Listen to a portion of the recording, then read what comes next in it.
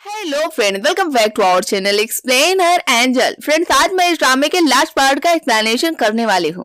अगर आपने अभी तक इसके पिछले पार्ट को नहीं देखा तो मैंने कमेंट बॉक्स में इस वीडियो के लिंक को पिन कर रखा है, आप वहां से पार्ट 1 को आसानी से देख सकते हैं। तो चलिए बिना देर किए आपको लेकर चलते हैं एक्सप्लेनेशन की तरफ। तब तक आप चैनल को सब्सक्राइब कर बेल आइकन को प्रेस कर लें, जिससे कि आपको ऐसी शानदार कहानियां टाइम से मिलती रहें। कहानी वहां से शुरू होती है जहां से पार्ट 1 का एंड हुआ था। हम देखते हैं पेरेंट्स खुद ही खुद में परेशान होते हैं कि उनका ये बच्चा आया कहां से है, और बच्चा है कि लू और यूची को मॉम डैड कह रहा है। ये देखते ही लोग टेस्ट करा लेते हैं, जिसके बाद सियांग इनका ही बच्चा निकलता है। ये सुनकर तो ये लोग शॉक ही हो जाते हैं। अब वो बच्चा खुद ही कह देता है कि वो फ्यूचर से आया है। अब ये दोनों ना चाहते हुए बच्चे को एक्सेप्ट कर लेते हैं और गोद में लेकर घर जाने लगते हैं। बच्चा भी बहुत खुश होता है, हंसते हुए अपने पेरेंट्स से बातें करते हुए जा रहा होता है। तभी एक लड़की आती है जिसका नाम लीजा होता है और वो लू को पसंद करती है। इसलिए जब वो देखती है लू के साथ एक लेडी और एक बच्चे को, जो कि लू को पापा कह रहा होता है, तब वो लू को काफी बातें सुनाती है और उनसे कहती है कि उसके पीठ पीछे उसने तो पूरी फैमिली ही बना ली है और इसे खबर तक ना लगने दी। ये बात को सुनकर लू को काफी गुस्सा आ जाता है। ये बात कहकर इन लोगों पर बहुत ही गुस्सा करती है और फिर रोते हुए अपने घर जाने लगती है और अपने फादर को सारी ये बात बता देती है। साथ ही ये भी कहती है कि लू उसे किसी भी हाल में चाहिए। बेटी को रोता हुआ देखकर उसके फादर कहते हैं वो अपनी बेटी को लू के जैसे 100 लू ला के दे सकते हैं, लेकिन उनकी बेटी को तो बस लू ही चाहिए था। इसलिए लीजा के फादर को अब माइंड प्लान करना पड़ता है। उधर हम गो को देखते हैं जो कि अकेले यूची को जाता हुआ देखता है। तब वो उसे किडनैप कर लेता है और फिर जंगल में लाकर उसके हाथ पैर को बांध देता है और कहता है कि उसे अब उससे बदला लेना ही होगा, क्योंकि उसकी मजबूरी है और इसकी वजह उसके अंकल हैं, क्योंकि सबके सामने उसके अंकल ने यूची की वजह से ही उसको मारा है। अब इस बात को कहते हुए गो उसे खा जाने वाले अंदाज में देखता है। तभी यहाँ पर लू आ जाता है, जो कि गो को यूची के साथ देखता है। अब उसको देखते ही गो भीगी बिल्ली बन जाता है, साथ ही फाइल को देने लगता है, लेकिन लू उसे मारने लगता है और कहता है कि उसने उसको बहुत ही टाइम दे दिया, लेकिन गो अभी तक संभल नहीं सका। साथ ही ये भी पता चला है कि गो ने ही यूची के फादर को कोमा में डाला है। ये कहते हुए गो को मारता है, फिर यूची को लेकर चला जाता है। कार में बैठने के बाद यूची देखती है कि यहाँ पर जियांग भी आया होता है। ये देखकर वो बहुत खुश होती है और फिर लू से शुक्रिया कहती है उसे बचाने के लिए, जिस पर लू कहता है कि शुक्रिया बोलना है तो जियांग को बोलो, क्योंकि इसे ने लोकेशन बताई थी और इसी ने ये भी बताया था कि तुम इस वक्त किसी परेशानी में हो। ये सुनने के बाद यूसी जियांग को बहुत प्यार करती है, साथ ही कहती है कि मुझे खुशी है कि तुम मेरी लाइफ में आए।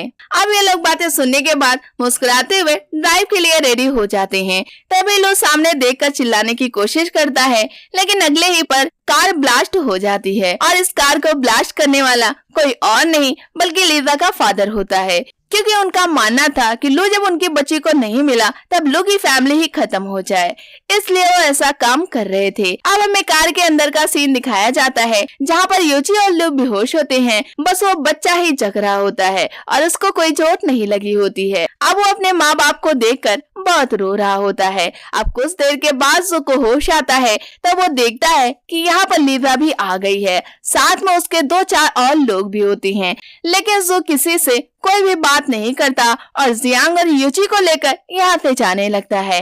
अब इस तरह की घटना डेली ही जियांग और यूची के साथ हुआ करती है। कभी वो यूची को मारने का प्लान बनाता है तो कभी लीजा बम से जू की फैमिली को बम से उड़ाने का प्लान बनाती है, क्योंकि वो चाहती है कि जू उससे शादी कर ले और उसके साथ ही उसकी फैमिली को बढ़ाए। खैर अब ऐसे ही मुसीबतों का सामना जू को हर रोज करना पड़ता है, लेकिन हर रोज नई नई परेशानियों को देखकर अब वो खुद से ही काफी तंग हो गया था। इसलिए लीजा के फादर से मिलता है और कह देता है कि उसके बच्चे और वाइफ के पीछे लीजा हाथ धोकर पड़ गई है और ये लीजा की गलती है कि वो क्यों जू से प्यार करती है, जबकि जू तो लीजा को देखना भी पसंद नहीं करता।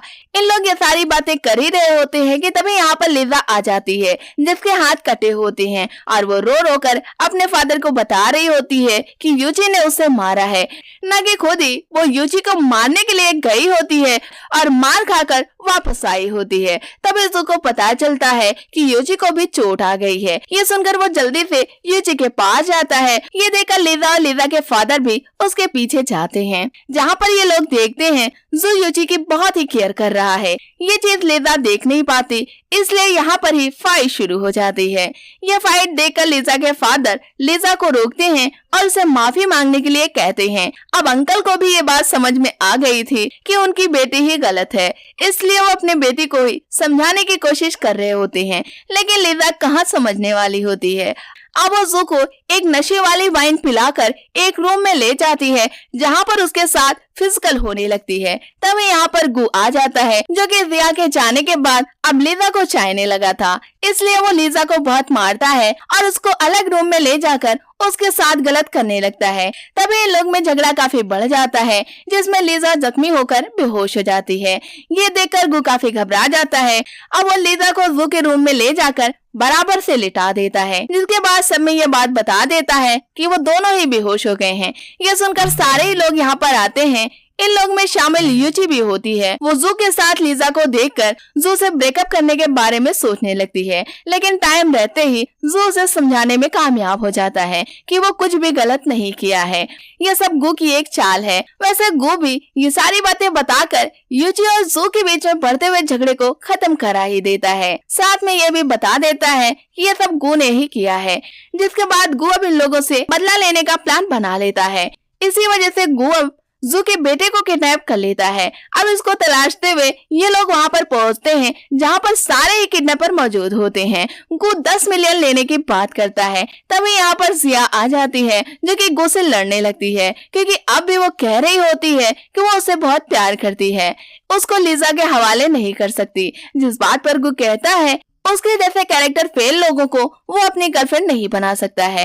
लेकिन धीरे धीरे जिया ये बात बताने में कामयाब हो जाती है कि ये सारी बातें यूची ने झूठ बोली थी और ये सब उसकी चाल होती है और उसका तो किसी से कभी अफेयर ही नहीं रहा।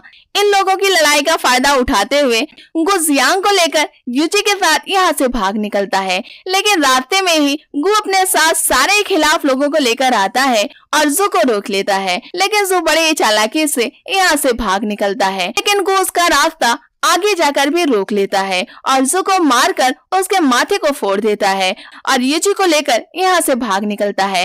अब वो जंगल में जाकर यूची के हाथ पैर को बांध देता है और उसे चलाने वाला होता है कि तभी यहाँ पर जू आ जाता है, जो कि गु को मार मार कर सारे बदले की भावना हमेशा के लिए उसके खत्म कर देता है।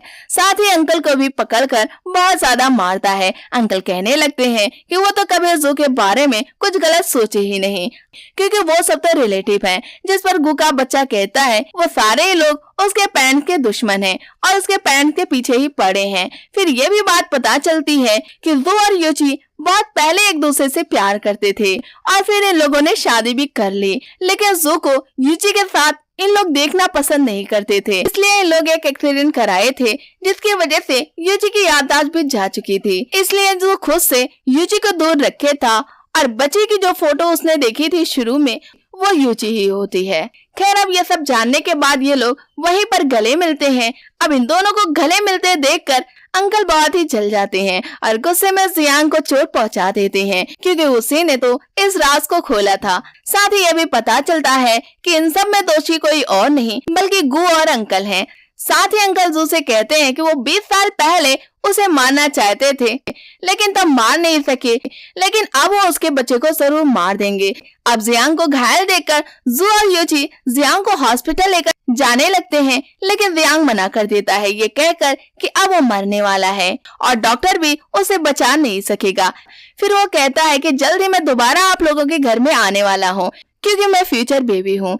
फिर ये भी बात बताता है कि यूची प्रेग्नेंट है और उसके बच्चे में सोल की जरूरत है। मेरे मरने के बाद ही मेरी सोल ही यूची के पेट में पल रहे बच्चे को मिलेगी, इसलिए मेरा मरना जरूरी है। ये कहते हुए बच्चा मर जाता है और सारे दोषी लोगों को सजा भी मिल जाती है। फिर कुछ महीने बाद यूची के घर में जियांग फिर से जन्म लेता है, जिसे देखकर जू और यूची मुस्कुराते हैं और जियांग हंसते हुए अपने पैन के पास आता है और उनके गले में लग जाता है और यहीं पर इस मूवी का एंड हो जाता है। तो फ्रेंड्स, ये कहानी आपको कैसी लगी हमें कमेंट बॉक्स में जरूर बताएं। वीडियो को लाइक करें, शेयर करें। मिलते हैं आपसे नेक्स्ट वीडियो में, तब तक के लिए टेक केयर।